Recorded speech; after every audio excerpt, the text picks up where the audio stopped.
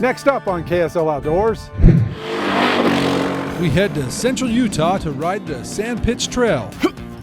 We'll climb world-famous Maple Canyon. Pretty cool place. Hike a secluded box canyon. We have a cutthroat trout, rainbow trout, and a tiger trout. And tour the local fish hatchery. I'm Adam Eakle, and this is KSL Outdoors.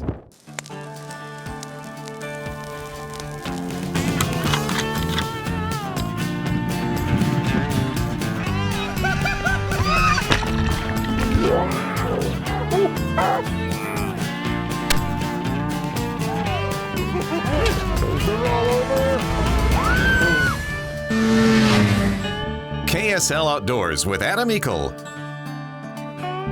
is brought to you by your local Ford stores. Today we're going to be riding the Sanpitch Trail. It's actually named after Indian Chief Sanpitch that lived in the 1860s. This is a 26-mile loop. We're going to start here in Fountain Green, then we're going to head up Log Canyon, across the top of the Sanpitch mountain range, and then down Maple Canyon, which is a great place to rock climb. People come from all over the nation to climb here. The Sanpitch OHV trail system is one of two trail systems in Sanpete County. The Sanpitch is on the west side of the valley and will take you to the top of the Sanpitch Mountains. The scenery here is unlike anything you'll find anywhere else in Utah. The unique cobblestone cliffs give way to high alpine forests of pine and aspen. Over on the east side is the bigger and more famous Arapine Trail system. Well, the great thing about the Arapine Trail system is most of the trails connect. And especially late in the summer, you can access the Skyline Drive and you can go from one community to the next, refuel, get your gas, get your goodies, spend the night if you'd like, and then continue on your journey. There's trails available for all levels. You know, you're beginner if you just want to stay on some of the main roads. They're easy and smooth, or there's advanced sections and some that don't get ridden too often too, that are more of the expert level. In my location, we have trailhead rentals. You just drop your car there in our parking lot, get on the machine, and you have immediate access to 600 miles of trail on the Arapine Trail system. It's a great activity for families to come out, jump in a machine. We have 4, 5, and 6 seat machines. Load up the family and go spend the day on the mountain. And just off the Sanpitch Trail is a climbing area that brings people from all over the world here right in Maple Canyon. This is Maple Canyon. More specifically, it's called the Pipeline. It kind of looks like a wave swell. This place is world famous. If you drove up the road, you probably saw quite a few different license plates. You see Tennessee, Ogden, New York. Yeah, just all over the place. People come here during the summer, just pack the canyon, because the conglomerates, not very many places you can find this actually. Blaze on. Okay, climbing. The Taggart family has been climbing together for 3 years and love the fact that they have this world-renowned climbing playground just minutes from their home. Oh, it's fantastic. Yeah, I'm impressed every time I watch them climb. It's good fitness. They have to stay real strong and fit. It's good mental activity because they're trying to work out a problem. Also teaches mental toughness. Clip. It's tough. It gets in your head too. Sometimes the difference between making a climb and not making it isn't necessarily physical. It's mental. So I celebrate with them when they make it to the top of a climb. Take. Oh, dang. Really pumpy on this one.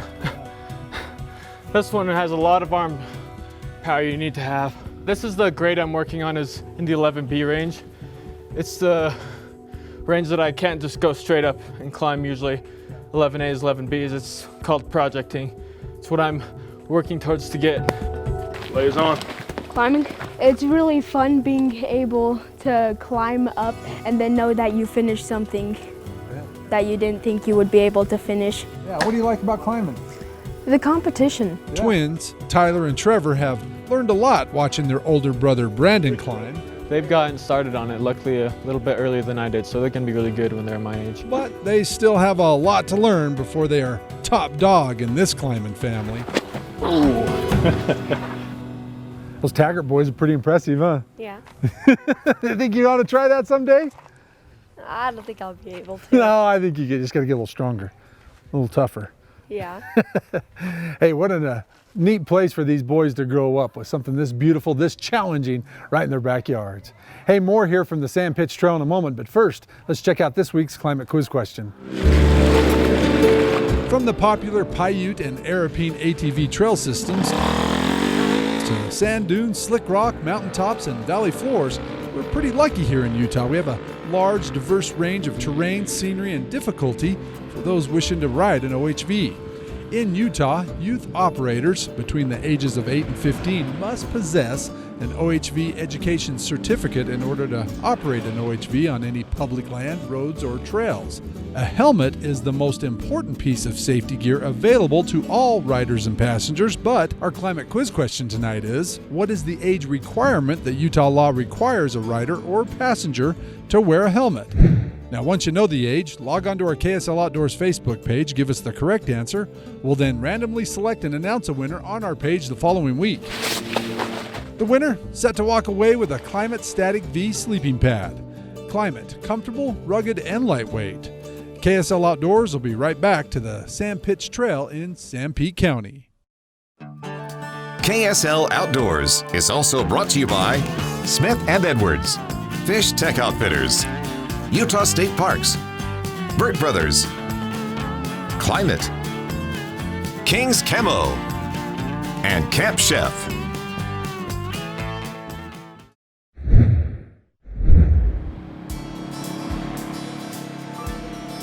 Coming up this trail we just came up, you couldn't do it in a regular car or even a good truck. You had to have a good four-wheel drive or a Jeep, but they came and plowed it under, and actually last year I saw an electric car up here on top. Well, you can drive across the freeway, I-15, and you never know that country like this existed. It's a jewel, a hidden jewel. That's a good thing and a bad thing. A little hidden gem, kind of. Yeah, we like to keep it hidden, but we like to have the people come up and enjoy it too. The Sanpitch Trail system can be a great place just to get away. There are plenty of places to pull over, camp, ride, hike, and explore. However, there really isn't a fishing destination on the Sanpitch Mountains like you would find on the Arapeen Trail system. But if you're looking for fish, all you have to do is head down to the Fountain Green Fish Hatchery. So here at this hatchery, we actually have 3 different species of fish. We have a cutthroat trout, rainbow trout, and a tiger trout. First built in 1938 and then rebuilt in 1957 and again in 2002, the Fountain Green Fish Hatchery is one of the more modern fish hatcheries in Utah. Every year they produce over 1 million cold water fish. This hatchery, it takes about 16 months from hatch to a catchable rainbow to get them up that high, 10 to 12 inches. And that still depends on water temperature and how much feed we give them. These are actually 2019 catchable rainbow. So these will be 16 inches by this time next year, ready to stock out. We'll move them from here outside and spread them out. We try to do, I think it's about 30,000 fish per raceway outside. Water comes from Fountain Green Big Springs, which is just over the hill there. This hatchery, most of them now are oxygen injected, so we can manipulate how much oxygen goes into the water for optimum fish rearing. This hatchery is pretty unique in that they help rear every wild fish egg captured by biologists from across the state, from cutthroat to salmon, in what is called their isolation station. But they all come here to be isolated, eyed up, counted, and shipped back to the prospective hatchery that's going to raise them. Any idea, Brandon, how many eggs you guys get through here per year? Pretty close to 1 million eggs. Visitors are welcome to tour the facility, so if you find your family down in Sanpete County, stop by and take a look and learn about the fish being produced at the Fountain Green Fish Hatchery. We have eggs going tomorrow to FES, with also a stock going to Tibble Fork. Yesterday we had 3 different eggs coming in from north, south, east, and west. And then you're stocking fish all over the state? We're stocking all over at the same time, trying to do everything. Yeah. Well, it's interesting seeing it from the egg all the way up to the fry to the catchable rainbow and cutthroat. Pretty cool. Yes, it is. It's kind of fun, kind of interesting. You get to see a lot of different countries. So Yeah, love it.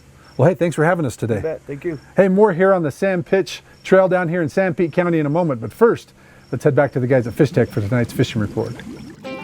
What's up, everyone? This is Jake Dreyfus at Fish Tech Outfitters, and today I'm going to be talking to you about a bounce rig. Do you ever feel like when you're fishing a hole, you don't get down deep enough with an inline, or a hopper dropper isn't doing the trick? Well, then a bounce rig is the rig for you. What you're going to do is put your weights on the bottom, and then you are going to tie on 2 tags onto your leader. The leader I fish is a 9-foot 4X, and I use either 4X or 5X Power Flex. On the bottom with my weights, I'm going to use these water gremlins, the Bs, the BBs, and the 3/0 sizes. So what you're going to do is you're going to place your first tag just above the bottom of your leader, about 8 to 10 inches, and then your next tag a forearm length apart. So when you're fishing this rig, you're going to put your heavier flies, like your stone flies, your worms, and other attractors on your bottom tag, and you're going to put your lighter flies, like your emergers, sow bugs, and midges, on your top tag. That way, your flies are going to get down into the feeding lane quicker, and it can be more effective than fishing an inline in deeper, darker holes where the fish are sitting. For more tips on bounce rigs and other forms of fishing, come down to Fish Tech. Now for the fishing line.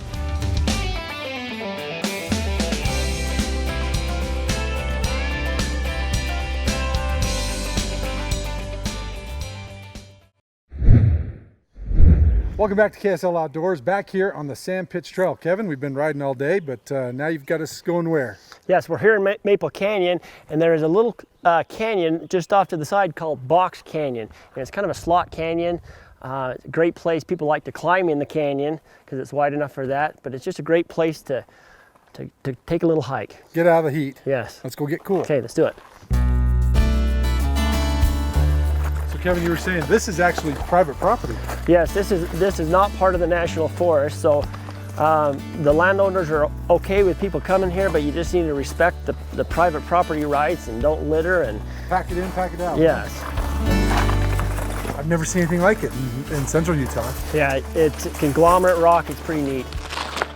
I've seen canyons like this that have all been red sandstone, but I've never seen anything that's this type of rock or this type of coloring. Yeah, pretty cool little, I mean, I guess you'd call it a slot canyon. Yeah, and it's something you really have to be here to experience. You can't really describe this with a video or a picture, just how high the walls go. This narrow box canyon with 100-foot walls carved by water, pretty tight, has a trail that is mostly a stream bed that stays dry most of the year. There are several rock climbing routes available in the canyon, but for people like us who just wanted to hike, it's a really cool, different kind of place, unlike anything I've ever experienced. From the road, you can't really see it that well. No, there's nothing that really tells anybody where the canyon is. You just have to know where to stop, and it's just below the campground, about halfway between the campground and the mouth of the canyon. Wow, what a cool box canyon. Now, we're gonna show you another box that's pretty cool in its own right. How many of you are like me?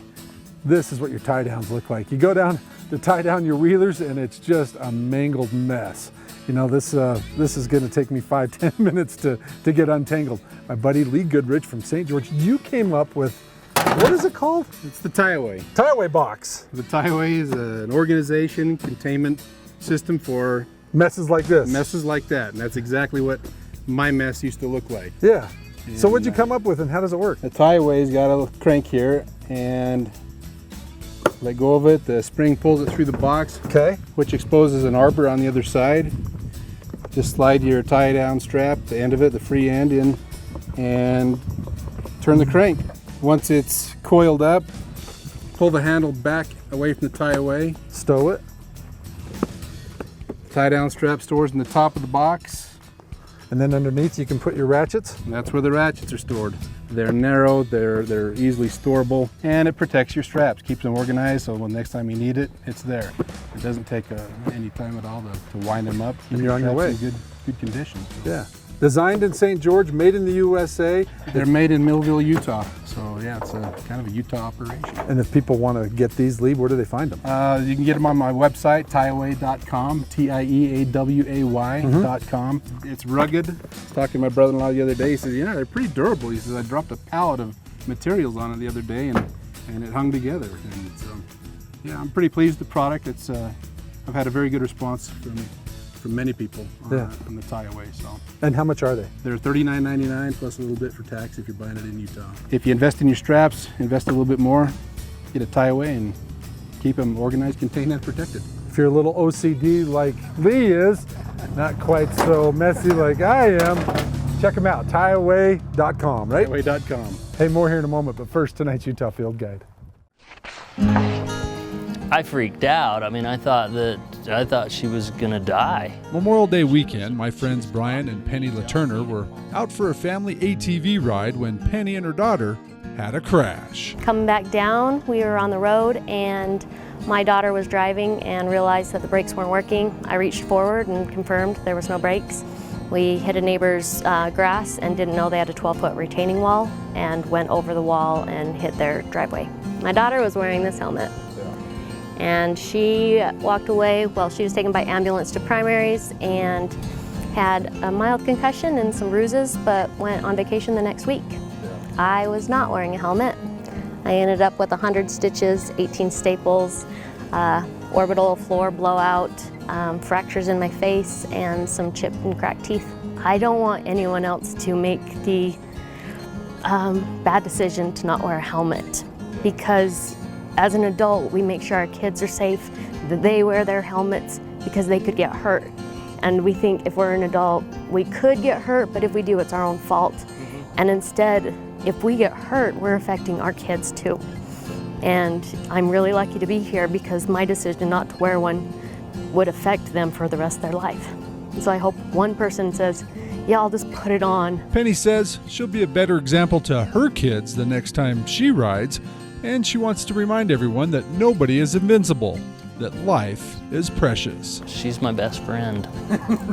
I'd hate to lose her. So, wear it, Utah. Time now for tonight's Recreation Forecast. Welcome back to KSL Outdoors, back here on the Sanpitch Trail. Boy, probably my favorite part of this was the box canyon here, just below Maple Canyon. Downright spectacular. If you come down here, you've got to find this. You got to come do this hike. Pretty spectacular. Hey, don't forget, if you're looking for some ideas to get your family into the outdoors, check our outdoors calendar page on our website at ksltv.com. Is that the first horned toad you've ever seen? Yeah. Seriously? Yeah. They're all over Utah. Who would have thought there'd be one here up on Sanpitch Mountain, here at about 10,000 feet up here running around. Hey, don't forget when you bring your rugrats along to take a picture of some of the unique things you might find when you're out. Submit the Snapshot to our Snapshot contest. You might win our big prize from Camp Chef. Now the best of the week. Let's see if you can beat our horned toad here with our Snapshot of the week.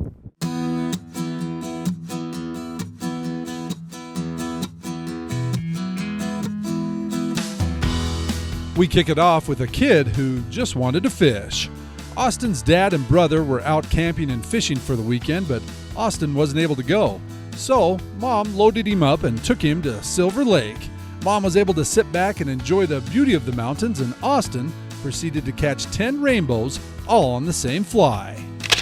Mark, his dad Craig, and little brother Ryan say, yeah, bears, they do poop in the woods.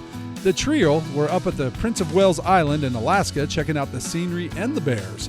After following the most intense bear sign they've ever seen, they came upon this active bear den. What a sight.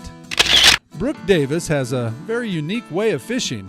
Here she is fishing 7 Mile Creek down on the Fish Lake National Forest. Dad Tyler says Brooke was able to catch 3 brook trout this way. A fitting name for your catch there, Brooke. Ray shows off the 2 redfish they caught at the exact same time down in Venice, Louisiana. Ray says they took a couple of pictures and released these cool fish back to the water. But our winner tonight limited out on kokanee and switched to heavier gear and went after the big boys. Kevin and Susan had their daughter Erica and 9-year-old grandson Logan up to the gorge a few weekends ago.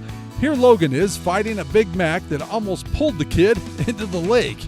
His Aunt Erica took over, and after a good battle, some arm muscles burning and belly bruised by the end of the fishing rod, Aunt Erica finally landed this monster mac that bottomed out their 50-pound scale.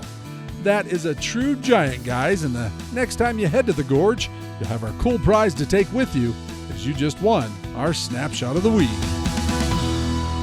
Remember, submit your pictures or video plus an explanation of your latest outdoor adventures online at ksltv.com. The winner each week wins the new Striker multi-fuel stove in King's Camo, perfect for a car camp or to take on the hunt. Plus, the winner is also entered into our Ford Trucks quarterly Facebook giveaway for a Camp Chef pellet grill. Build your outdoor kitchen with Camp Chef, the way to cook outdoors. It was spectacular. That Maple Canyon, that Box Canyon was neat. Yes. Very cool. And where can guys get these maps? So you can get both of these maps on our website, utahatvtrails.org. If you buy this one, we give you this one for free. Cool. Well, I'd recommend that ride to anybody. That was a lot of fun. Yes. A lot of fun. All right, Lee, you and I are going to tackle this. No, you and him will tackle this. We'll delegate it to the little one, right? You'll love it. Hey, remember, tieaway.com if you've got that big old spaghetti mess like I do. I'm Adam Eakle, KSL Outdoors, reminding you out with your family, your friends. Take them outdoors and get them riding. Take them down here to the Sanpitch Trail and make some memories outdoors. We'll see you next weekend. Good night.